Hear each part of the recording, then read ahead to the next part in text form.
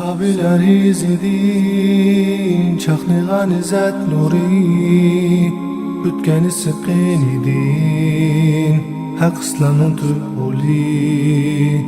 Baş ekmez kafirlar, şiddet bilen atseli, Hemze Halit Musettek, şir yürek oğlanları.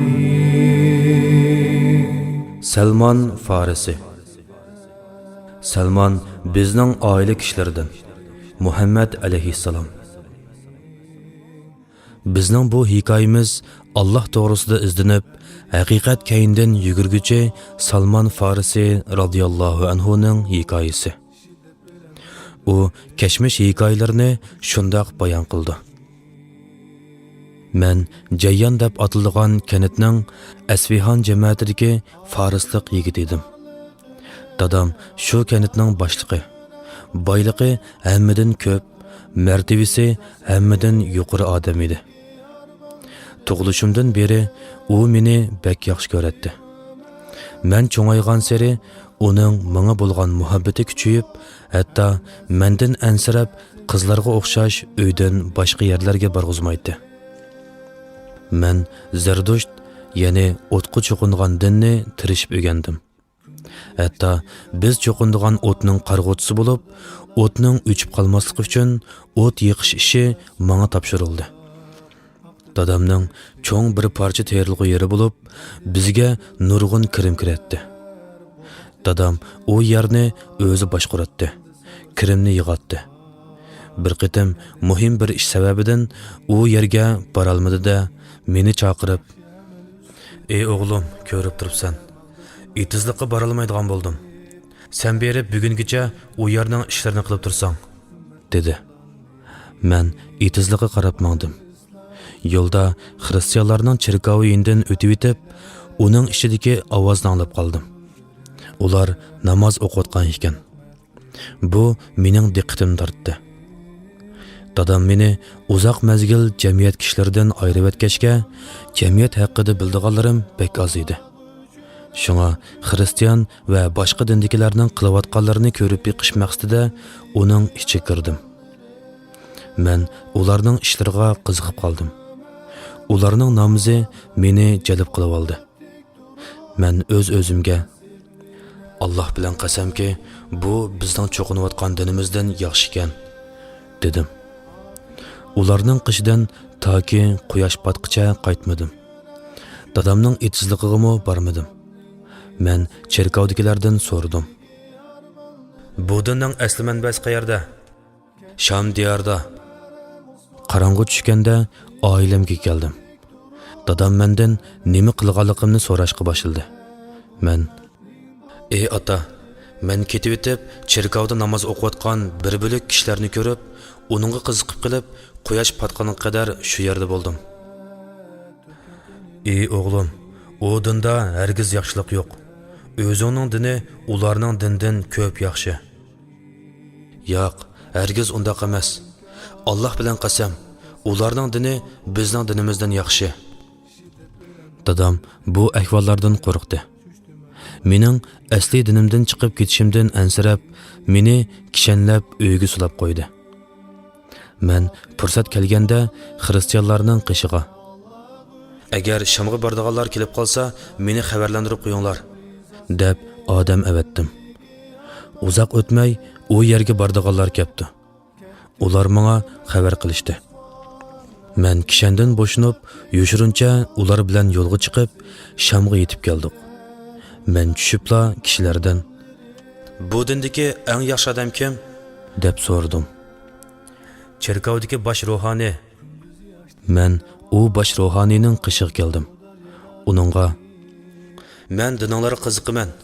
Sening qishingda sening xizmatingda bo'lishni, sendan ta'lim olishni va sen bilan birga ibodat qilishni xohlayman", dedim. "Kirgin", dedi ruhoniy. Men uninggacha xizmat qilishga kirishdim. Lekin uzoq o'tmay uning ancha yaxshi odam emasligini sezdim. U ergashuvchilarni sadiqa qilishga buyurib, uning savobiga qiziqtiradi. Agarda ular Alloh yo'liga sarf qilishga narsa bersa, uni o'zi uchun yushiradi. kambag'allarga bermaydi. Hatto u 7 ko'zi oltin yig'di. Men bu ko'rayotgan ishlarim tufayli uni nihoyat yomon ko'rdim. Uzoq o'tmay u o'ldi. Xristianlar uni dafn qilishga yig'ilganda men ularga: "Sizlarning bu odaminglar eski odam ekan.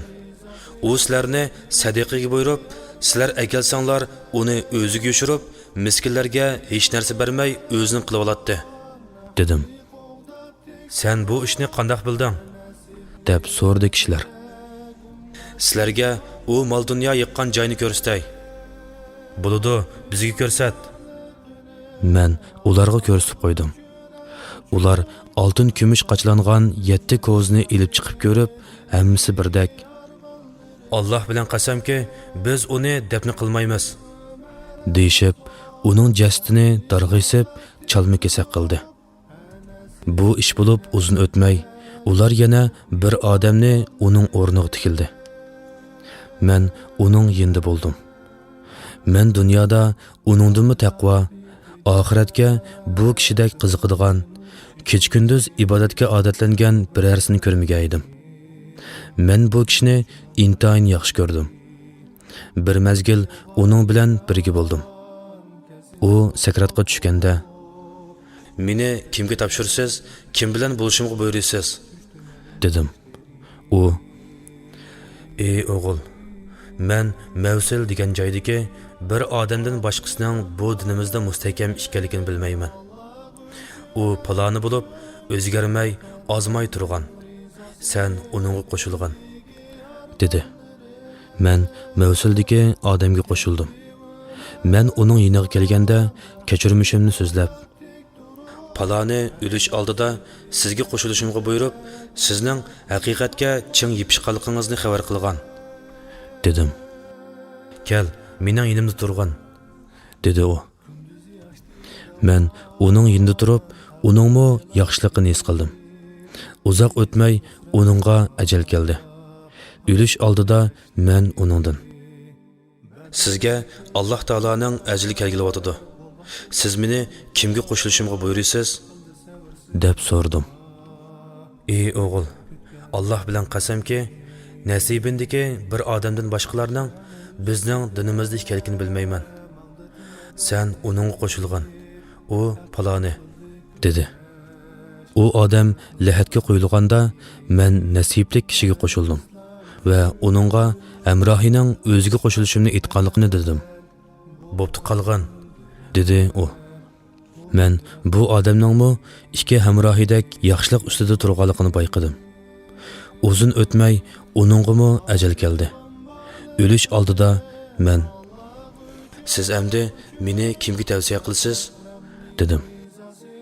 "Ey o'g'il, Alloh bilan qasamki, men Armoniyadagi bir kishidan boshqasining bizning yo'lda ekanligini bilmayman. U paloni, uningga qo'shilgan" dedi. Men uningga o'z yindi turishni aytdim. Alloh bilan qasam, umu yaxshilarning yo'ldagi odam ekan.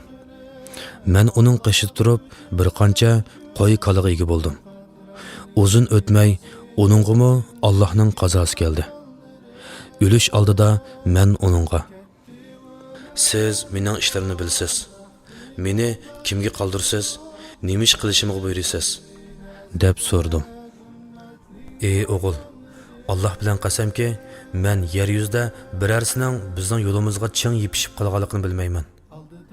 Lekin arablar zamindan Ibrohimning dini bilan avatiladigan bir payg'ambarga oz qoldi. U o'z zamindan toshliq, xurmolik zaminga hijrat qildi.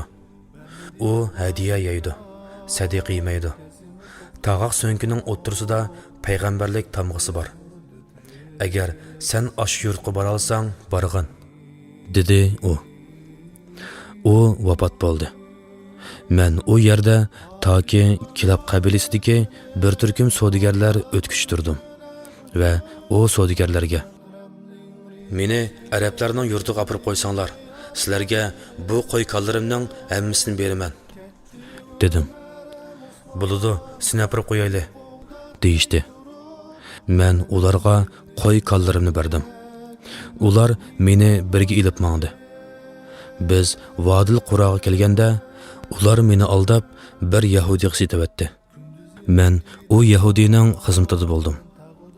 Uzun o'tmay Bani Qurayzadagi tog'asining o'g'li xo'jayinimni yo'qlab kelib, meni setib oldi. Meni Madinaga keldi. Men Madinada Amuriyadagi hamrohim bayon qilgan xurmo bog'larini ko'rib, u sifatlagan sifat bo'yicha bu yerning Madina ekanligini bildim va u yerda turdim. Shu chaqlarda payg'ambar Makkada o'z kishilarini dinga da'vat qilayotgan ekan. Lekin men qulluq majburlagan ishlari bilan bo'lib ketib, uning xabarini anglamagan ekanman. Uzun o'tmay payg'ambar alayhisalom Madinaga hijrat qildi. Men xo'jayinimning xurmasi ustida ishlayotdim. Xo'jayinim uning ostida o'ltiratdi. Uning tog'asining o'g'li kelib, "Alloh Qayla qabilasini halok qilib etsin. Ular Makkadan bugun keldigan, o'zini payg'ambar deb atab olgan bir kishini kutish uchun Quboga jam bo'pti", dedi. Uning so'zini anglabla menga tap kesildek bir narsa yetib, titrab ketdim. Hatto xurmo tuvidagi xo'jayinimning ustiga tushib ketishimdan ansirab, aldirabla tushdim va yiliqi odamga, "Nima deding? Menga xabarlarni qayta so'zlab bergina", dedim.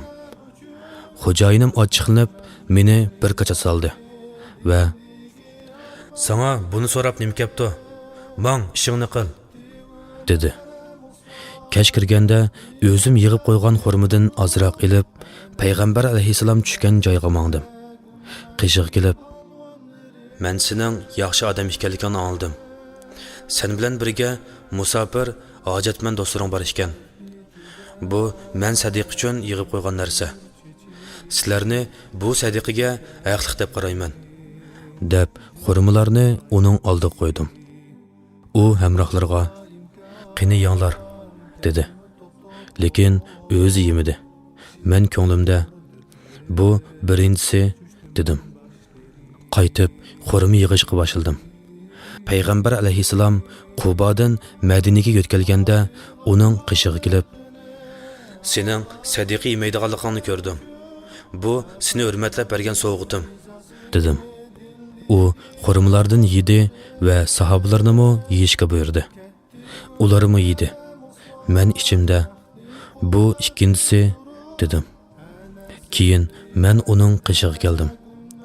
G'arqat qabristonligida bir sahobini dafn qilayotgan ekan. Men uning o'ltirganligini, utisida yepincha borligini ko'rdim. Men uningga salom berib bo'lgandan keyin Amuriyadagi do'stim sifatlagan payg'ambarlik tamg'asini ko'rish uchun uning utisiga qarashga boshladim. Payg'ambar alayhisalom mening maqsadimni bildi va darhol uchisidan ridosini oldi. Men tamg'ani ko'rdim va uni tunidim. Ondan uningga o'zimni tashlab, suyib yig'lab ketdim. U mendan, "Sen buni qandoq bilding?" deb so'radi. Men uningga kechirmishlarimni so'zlab berdim. U qiziqib angladi. Hatto sahobalarning anglashini qoldi. Men ularga so'zlab berdim. Ularmi angladi va cheksiz xursand bo'ldi. Bütün makondan haqiqatni izlagan Salman Farisiga salomlar bo'lsin. Haqni tunib, uningga ishongan Salman Farisiga salomlar bo'lsin. Vafot bo'lgan va qayta tirildirilgan kunda uningga tuman ming salomlar bo'lsin.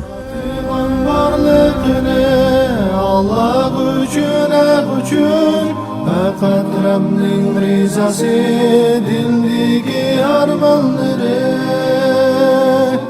Ketdi Umar Usmon nahdi qo'g'dab tek turib, Anas ibn Nazirda ummatning polvonlari.